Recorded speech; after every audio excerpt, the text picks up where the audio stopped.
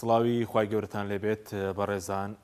باز لە داهاتی ناوخۆی هەرێم دەکەین داهاتی نانەوتی دارە لە ئێسەدا وەزارەتی دارایی عێراق داوای داهاتی نانەوتی هەرێم دەکات بە دیاریکراوی بۆ دوومانگی یەکەمی ئەم ساڵ 2024 داوای کردووە کە 913 ملیاریان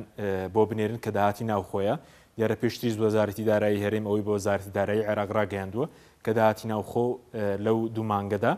بۆ هەر مانگێکیان 456 میلیارد بووە بە هەردوو مانگەکە مانگی یەک و دوو 913 میلیارد دینار بووە باز لە وردەکاری ناکۆکی هەرێم و بەغدا دەکەین لەسەر داهاتی ناوخۆ دیارە مانگانە پێشتر سەبارەت بە کۆی داهاتی ناوخۆ پێشتر بە پێی راپۆرتی دیوانی چاودێری دارایی عێراقەوەی کە وردبینیان بۆ کردووە بەو ژمارەی کە داویانە بە دیوانی چاودێری دارایی عێراق لە 6 مانگی یەکەمی ساڵی ڕابردوو بڵین لە ساڵی 2023 داهاتی مانگانەی غەیرە نەوتی لە هەرێم بە 347 میلیارد دینار دانراوە واتە مانگانە 347 میلیارد دینار بووە لە 6 مانگدا زیاتر بووە لە 2023 لە 6 مانگدا زیاتر لە 2 تریلیۆن بووە لە ساڵی 2023 زیاتر لە 4 تریلیۆن دینار داهاتی ناوخۆی هەرێم بووە داهاتی غەیرە نەوتی ئێستا داهاتی ناوخۆ بەرز بۆتەوە ئێستا بۆ هەر مانگێک لە مانگی یەک و دووی ئەم ساڵ 2024 مانگانە داهاتی ناوخۆ 456 میلیارد دینارە هەر بۆیش وەزارەتی دارایی عێراق داوای کردووە بۆ مانگی یەک و دوو 913 میلیارد دیناریان بۆ ڕەوانە بکرێ وەکو داهاتی ناوخۆی هەرێم بەڵێ بینە سەر دیوانی چاودێری دارایی عێراق دیارە راپۆرتێکی کردبوو لەسەر داهاتی غەیرە نەوتی لە هەرێمی کوردستان باسی لەوە کردبوو کە داهاتی 26 خاڵی سنووری لە هەرێمی کوردستاندا نادیارە دیارە تەناو داهاتانێک کە گەڕاونەتەوە بۆ وەزارەتی دارایی داهاتی گومرگی حاج ومەران ئیبراهیم خەلیل باشماخ پەروێزخان و 6 دەواازەی تر هەیە کە حکوومەت هەرێم بە فەرمی ناساندونی وەکو کێلێ سەیرانبەن شوشمێ پشتە هەروەها سەرزێر و سێمێلکە کەوانە حکوومەت هەرێم بە فەرمی ناساندویان بەڵام داهاتەکان تۆمار نەکراوە لەلایەن وەزارەتی دیوانی چاودێری دارایی عێراق باسی لەوکە داهاتەکان دیار نیکرایان ئەم 6 دەواازە لەلایەن حکوومەتی ماوە بەسەر کوێرم بە فەرمی ناسێنراون بەڵام لەلایەن عێراقەوە نەسێنراون وێ ڕایەوەی 20 دەواازەی تریش هەیە کە لە بە فەرمی لە هەرێم نە لە عێراق ناسێنراون و ئاڵوگۆڕی بازرگانیان تێدا دەکرێت داهاتی ئەوانیش دیار نییە بەڵێ بینە سەر دادگای فیدراڵی دیارە دادگای فیدراڵ لەپاڵ ئەو بڕیارەی کە دەری کرد بۆ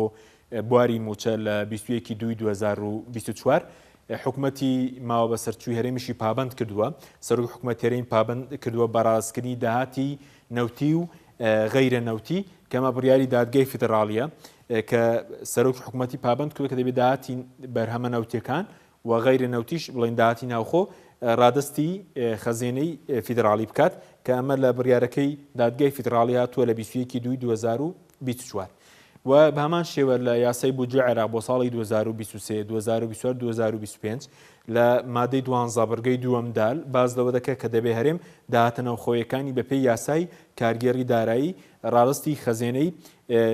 فیدراڵی خەزێنەی وەزارەتی دارایی عێراق بکات بینە سەر یاسای کارگێڕی دارایی دەرەوە یاسایە لە ساڵی 2019 دەرچووە لە پەرلەمانی عێراق لە سەردەمی ئەو کاتێک کە فواد حسێن وەزیری دارایی عێراق بووە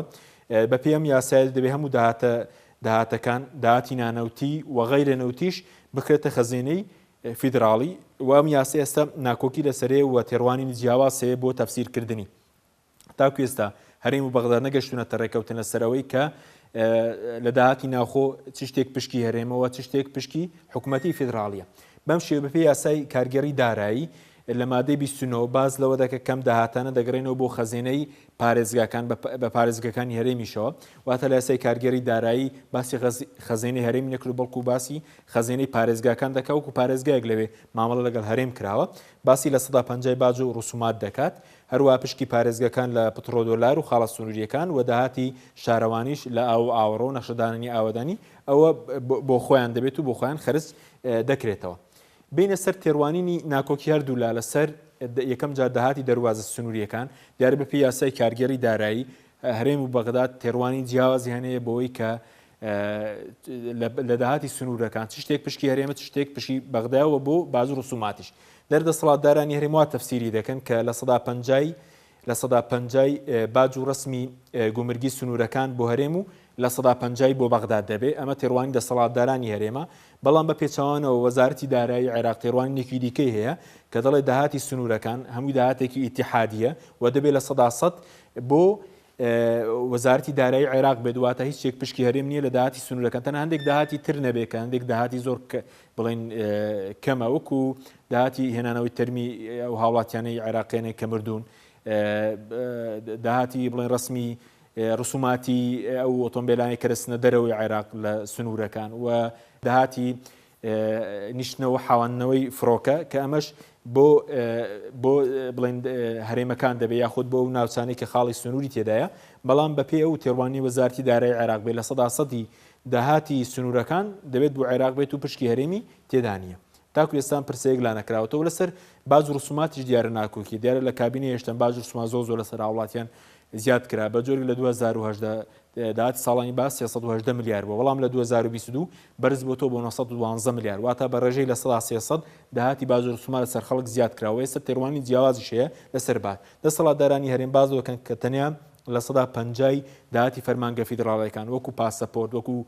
کارتی نیشتیمانی نشینگە ئەوە بۆ بەغدادە باز و ڕسوماتی فەرمانەکانی هەرێم بۆ هەرێم خۆی دەبێت ئەو تێڕوانی دەسەڵاتدارانی هەرێمە بەڵام وەزارەتی دارایی عێراق تێڕوانێکی دیکەی هەیە بازۆکە کە داهاتی باز و ڕسوماتی هەرێم جاچی ئەوەی کە فیدراڵی بێت چی ئەوەی کەی هەرێم بێت لە 150 بۆ هەرێم بوو لە 150 بۆ بەغداد بێت واتە تاکو ئێستا ناکۆکی هەیە لە بینی هەرێم و بەغداد بۆ تەفسیرکردنی یاسای کارگەری دارایی و سەبارەت بەوەی کە شتێک پشکی هەرێم و شتێک پشکی بەغدایەوە بە هەمان شێوە دیوانی چاودێری دارایی عێراق باسی لەوە کردبوو هەژماری هەرێم لە بانکی ناوەندی دروست کراوە لە لقی هەولێری بانکی ناوەندی بۆی داهاتە ناو خۆیەکانی بخرێتە ناو بەڵام تاکو ئێستا حکوومەتی ماوە سەرچووی هەرێمیز داهاتێکی غەیرە نەوتی لەو هەژمارە دانەناوە و ئێستا عێراق داوای داهاتی ناوخۆ دەکاتەوە